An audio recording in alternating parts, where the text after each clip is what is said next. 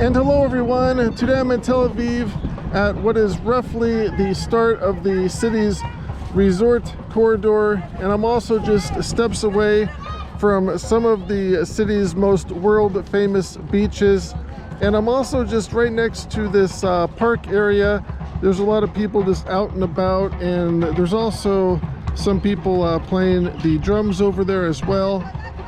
And it's a rather overcast May afternoon. However, don't let the looks of this weather fool you, as it's still rather hot outside. The temperatures are in the 90s, even though the sun has not been out since earlier this morning.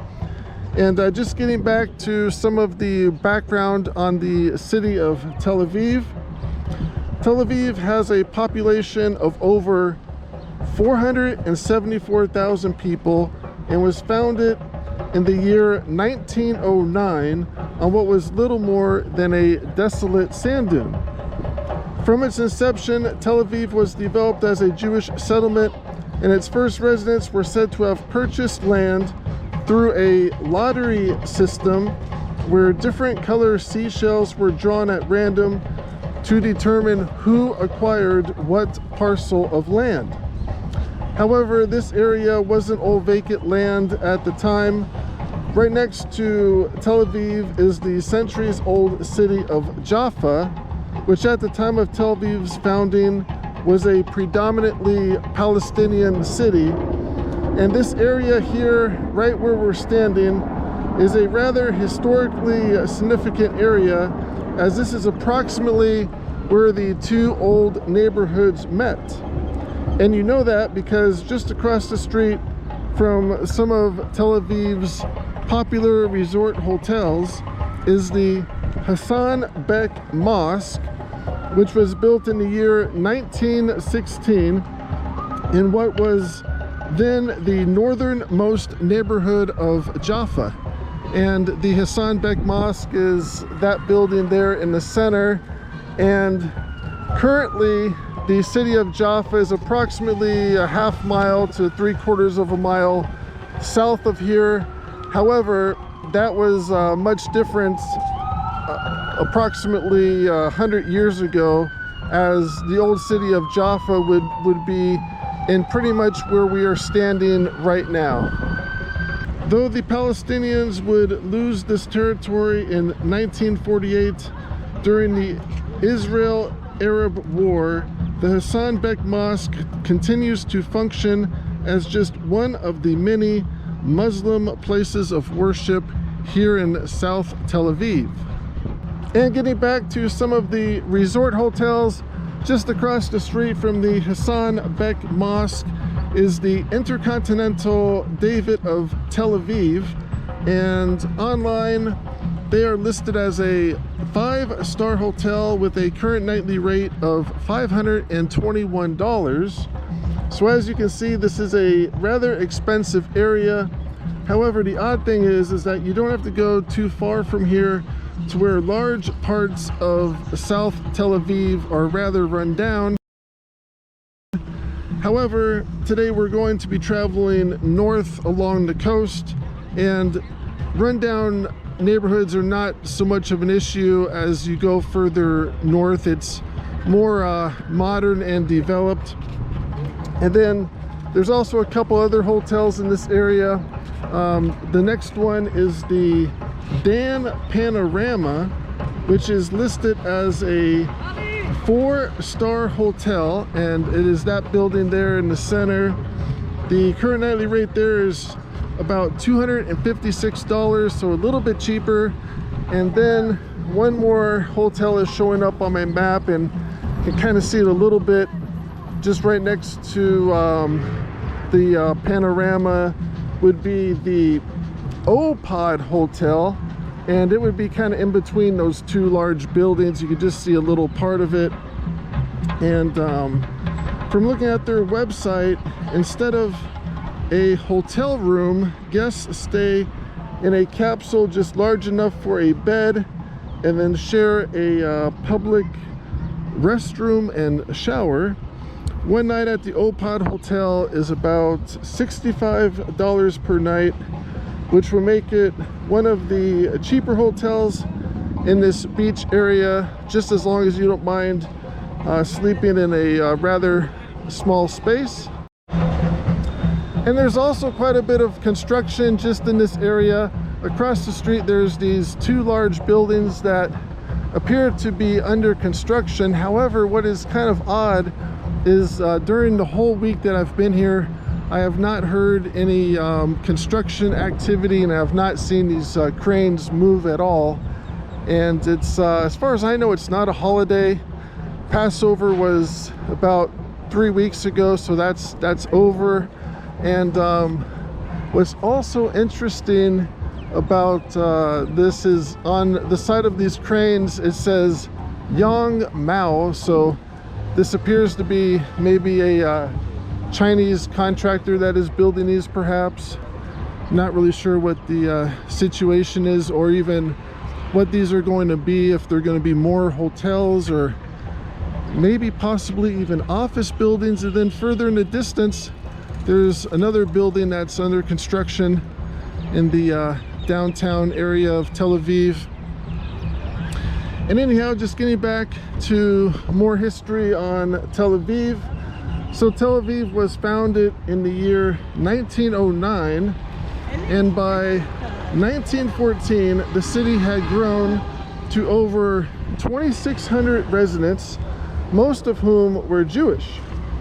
However, all was not peaceful during this time, and the first major event to occur in Tel Aviv was when, during the First World War, most residents of the city were forced to leave when the Ottoman Empire, which controlled Palestine, ordered the deportation of Tel Aviv's citizens. And it said that this measure was largely directed at the city's Jewish residents. And then by the end of the First World War, Tel Aviv's residents were permitted to return to the city, and Tel Aviv continued to expand through Jewish immigration from Europe and other parts of the world which were experiencing anti-Semitism. And then prior to the outbreak of the Second World War, Tel Aviv's population had grown to an estimated 140,000 people, nearly all of whom were Jewish by 1937. So this was still a rather large city even during the 1930s. And as Tel Aviv and surrounding Jewish settlements grew, so too did Arab resistance. One of the largest Arab uprisings was the 1936 through 39 Arab revolt, where over 5,000 Palestinians were killed in Palestine by the British Army. And it's further said that the British lost about 262 soldiers, and over 500 Jewish police and residents were killed during this 3-year conflict. And it's also said that during the Arab uprising, there were approximately 25,000 to 50,000 British troops stationed in Palestine.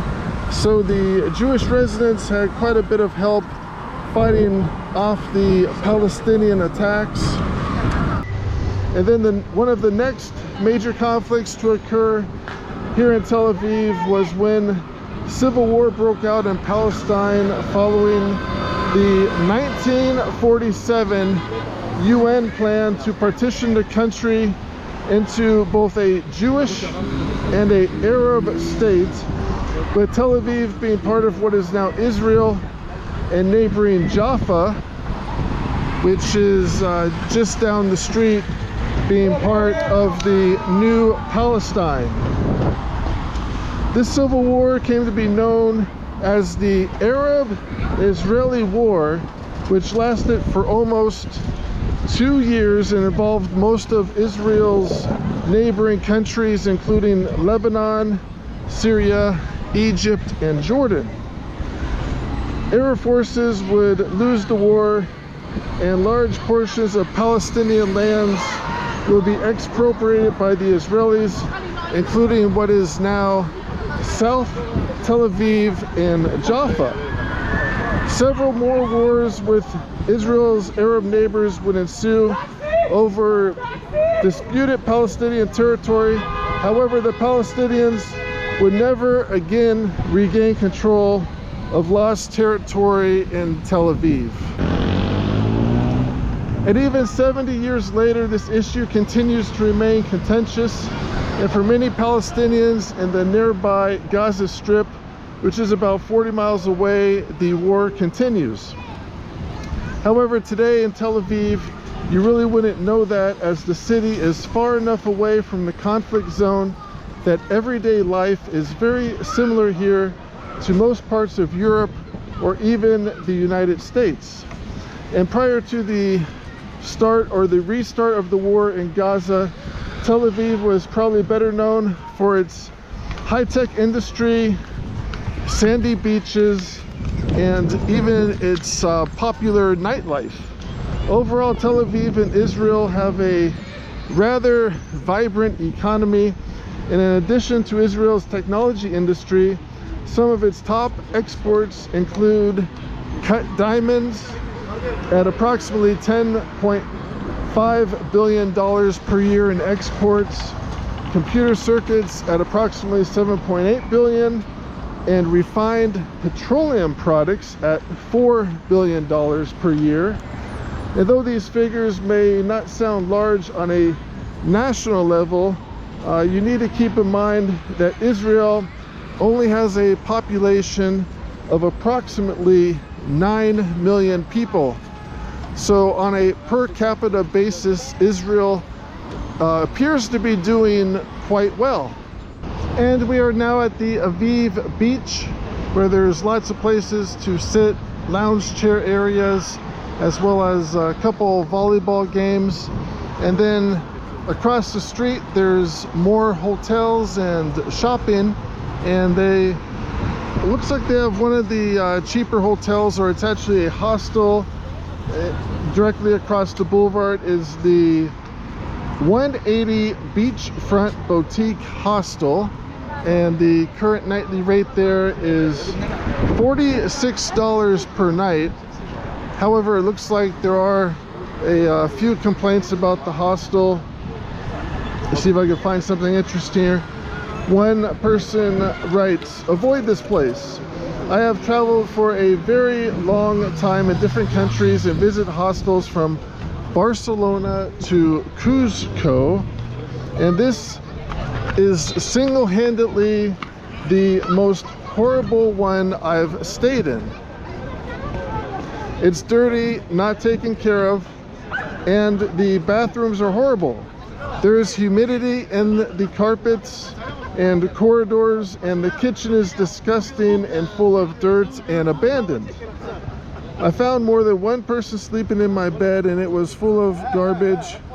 Do avoid staying here if you can." And let's see, looks like there's another complaint about beds getting mixed up. Another user writes, "I came back one evening to find that the room I have been staying at and where I was planning on sleeping that night had been completely filled. There was a man sleeping in my bed using my stuff. When I told the staff, they were incredibly rude and refused a refund. I was not able to find a place to stay that night." So except for the apparently the problem with beds getting mixed up, this is otherwise a pretty nice area. It's a good location, just directly across from the beach, and there's also a lot of shopping and restaurants in this area. And it looks like there's a little grocery store here, and I usually try to stop into these grocery stores when I travel, just to get a good idea of what the local prices are. And this one is called the 24/7 Mart. And let's do some shopping here at the 24/7. Some Ben & Jerry's ice cream. There's no prices on that. Hot dogs. Sodas. No prices. Well, that was a little bit of a waste of time trying to do grocery shopping when supermarkets don't have their prices, and I found that that's rather common out here. And basically the only thing that you can really do is either just kind of gamble and hope that they're honest when you go to the cashier, or just find another grocery store, which is what I usually do. And anyhow, continuing on, they have this pretty nice open plaza area, courtyard with a nice water fountain there in the center. And then across the street is the Opera Herbert Samuel Hotel. And this looks like a pretty nice hotel. Online it is listed as a 4-star hotel, and it doesn't show the nightly rate. It's probably rather expensive. And that's something also to consider, is that some of the hotels here, they're not listed on, say, Priceline or Expedia. You have to go through the hotel itself, and I think that is the situation here. And anyhow, it looks like overall looks like it's a pretty nice hotel, good customer reviews. And then they have some more little restaurants, and this looks like a yogurt bar. And then next is a KFC, and pretty much like everything else, the food here is rather expensive. At this KFC, a 2-piece chicken meal with French fries and a drink is about $15 US. So the food, just expect to pay about maybe at least 50% to double the price of what food costs in the US. And then further along, there are more hotels. This is the David Kimsky of Tel Aviv, and it is listed online as a 5-star hotel. And a room here for one night is $682. So it must be a pretty nice hotel to charge those rates. And most of the reviews are pretty good. However, there are a couple of complaints, and let's see what the few complaints are. One person writes, at close to $2,000 per night per suite, you would expect to have great service, right? Well, forget that. You're just another guest that is getting bad service, asking 4 times for a cocktail at a crowded, littered, noisy pool deck with what seems to be an overpriced, below average pool menu, that all the look at my Rolex type guests order cheap vodka bottles for premium prices. The atmosphere is very far from finesse or tasteful luxury, let's just say that. The check-in process was soulless and comparable to ordering fast food at a fast food restaurant. And see, they go on, and then the person, the reviewer does compliment that the room was high quality and cozy, the breakfast was good, and the location was a good central location. However, for $2,000 per night, I guess the expectations would be rather high here. And then continuing on the next street, there is a Israeli post office, and I've tried to mail something here. And one thing to keep in mind, that before you can mail something, first you have to schedule an appointment at the post office online, and it takes about a week to be able to make an appointment at the post office and go in basically just to buy stamps. So just keep that in mind, that if you're trying to mail something out here, it is not that easy to do so. And it looks like there's more restaurants, and then across the street, a nice beach area. And then coming up would be the US Embassy. And this would be the US Embassy, so if you lose your passport or need any help like that, this is where you would go. And this is actually the back of the building. The front would be on the other side. It looks like they have some of their vehicles just parked out in front and have different license plates on them. And just past the US Embassy, they have this strategically located McDonald's restaurant. And then further up the boulevard, there's more hotels. About a block down, there's a Sheraton, which looks to be rather expensive in the $700 to $800 per night price range. And then all along this whole stretch of boulevard, they have beach access here. So still in a pretty nice location. Grocery shopping in Tel Aviv. So it's rather hit or miss to find a grocery store that will post its prices. However, these AMPMs seem to be pretty good. And just going to do some quick shopping in here.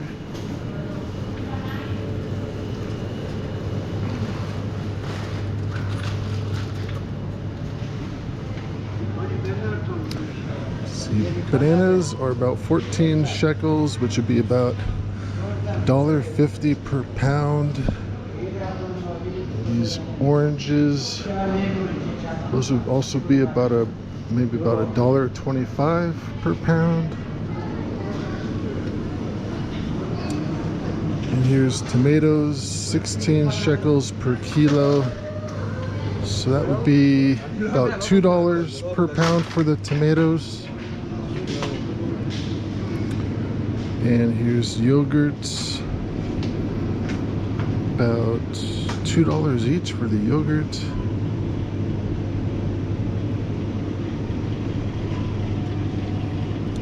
And milk is sold by the 1 liter, which are about $1.60 each for the milk. And that would work out to about maybe $6.50 a gallon, so still a little bit expensive. Eggs are about $7 for a carton of 12.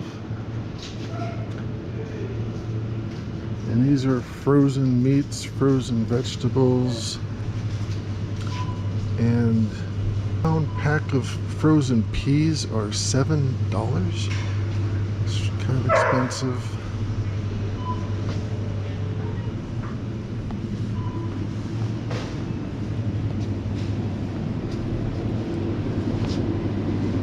Here's some cheeses. That slice of cheese is 32 shekels, which would be about $10 for that slice.